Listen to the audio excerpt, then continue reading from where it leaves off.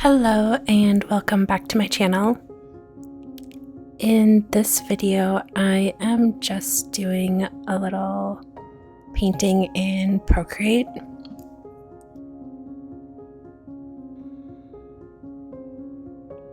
I tend to do these little drawings in Procreate in the evenings, like after work, when I kind of just want to lounge on the couch. And I don't really spend too much time on them. I try to do them as quick as possible, just because it is something that I'm quickly doing, like in the evening after work, after dinner, after all the chores are done, and before I go to bed. When I start out with these little illustrations, I choose a color and I paint the entire illustration just this one color, just to look at that silhouette and see if I like the overall shape. Typically I don't make tweaks though afterwards. Even if I don't like how the silhouette is, I kind of just roll with it, because again, I'm not spending a lot of time on these. They're not like finished pieces that I'm currently selling or anything. It's just kind of fun learning, practice, experimental type illustrations. So after I've done the overall shape in one color, I'll move on to the hair. And I usually try to pick a color that goes well with the overall first color that I've selected. Usually that first color I've selected is going to be the skin tone. So the hair color is going to be something pretty complementary to the skin tone. And I do this on a new layer, and I'm just coloring in the overall shape of the hair.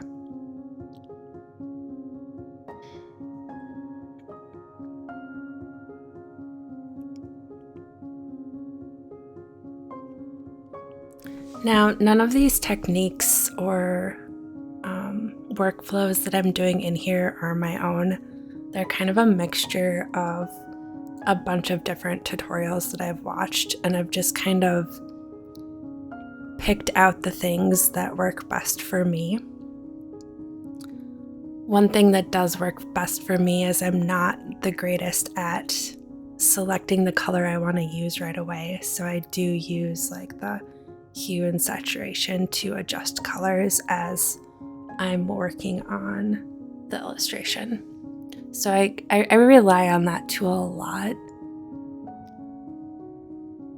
And I think that kind of too comes down to how I work at my day job.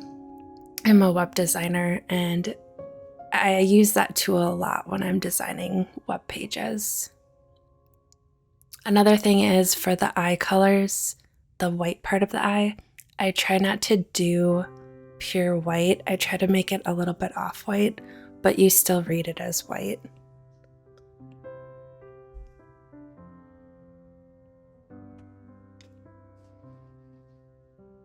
And every time I do a new color, I'm doing it on a new layer. And that, of course, kind of stems too from how I design, as far as within websites. Like, I'm pretty organized and everything's typically on a new layer, so that I can easily find and adjust things as I need to, as I continue the illustration process or like the design process.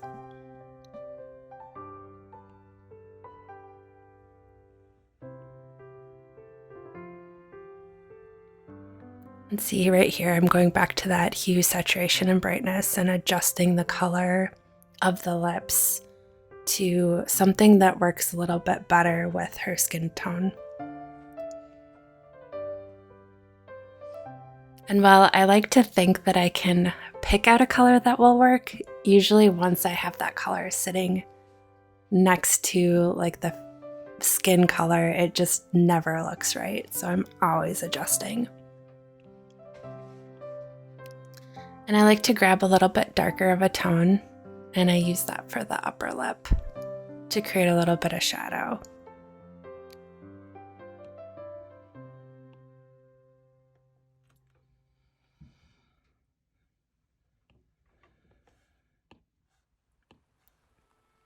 And I do use the Alpha Lock quite a bit and clipping masks. I like to use that so that I can stay within a certain area of the painting, like a certain layer, so I'm not painting outside of that layer. And a clipping mask is the easiest way to do that. And again, that's also something that I do use in my website designs. When I'm trying to make like a complex photo for a website, I generally use like clipping masks all the time.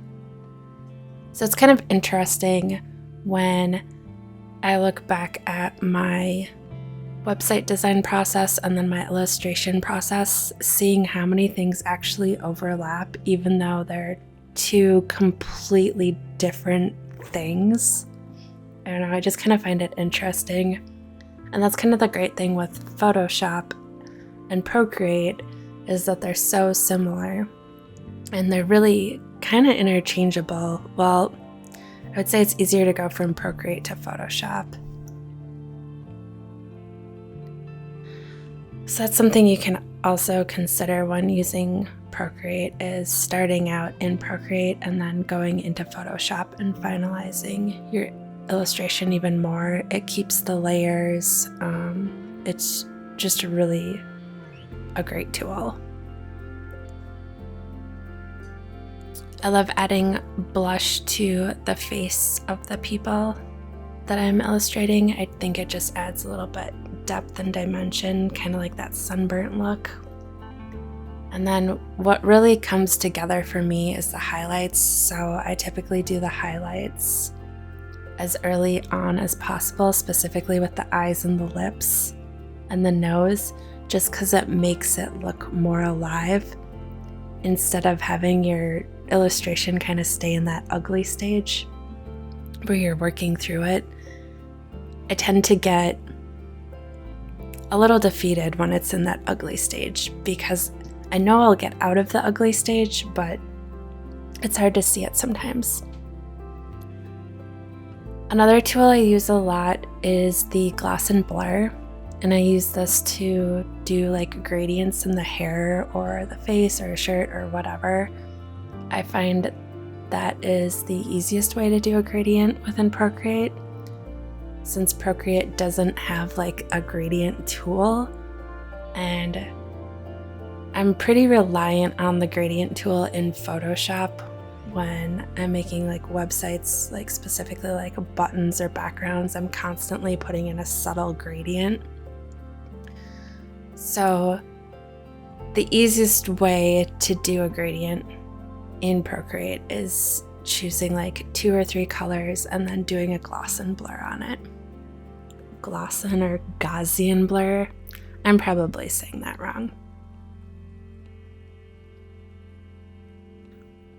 And then again, adding in some highlights. I'm adding highlights to the hair just to make it stand out a little bit more.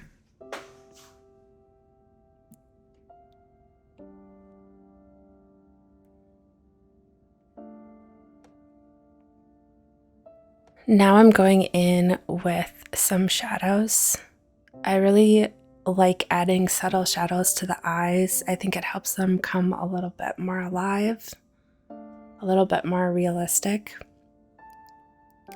And then I also add shadows to the nose, the hair, and it's usually pretty subtle. It depends on my mood if I want it to stand out more or less. And I always do these on a separate layer, and I use gray, and then I just do a multiply layer.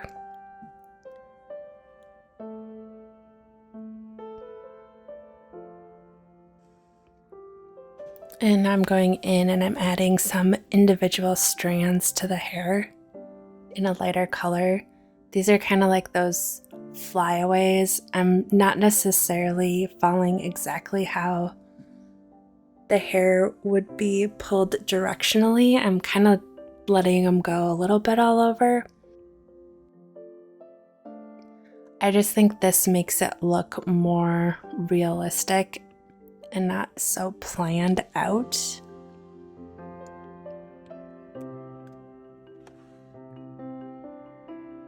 And I think a key piece to give your illustration life is adding like hair strands that are outside of your original shape, like those flyaways. Everybody has them. The frizzies that kind of, aren't necessarily like tucked into the ponytail or whatever, but that's generally what I like to do. And then typically I add in some texture to the background.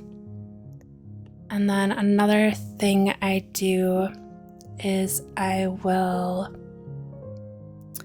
add in some highlights around the outside of the face, like there's sun behind her, which I think adds a little bit more dimension to her.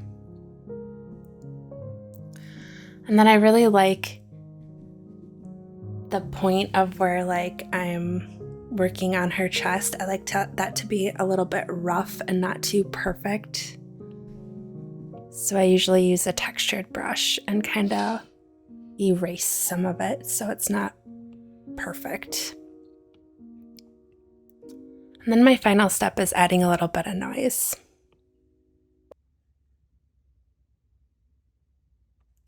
I hope you enjoyed this video. Thanks for watching. See you in the next one. Bye.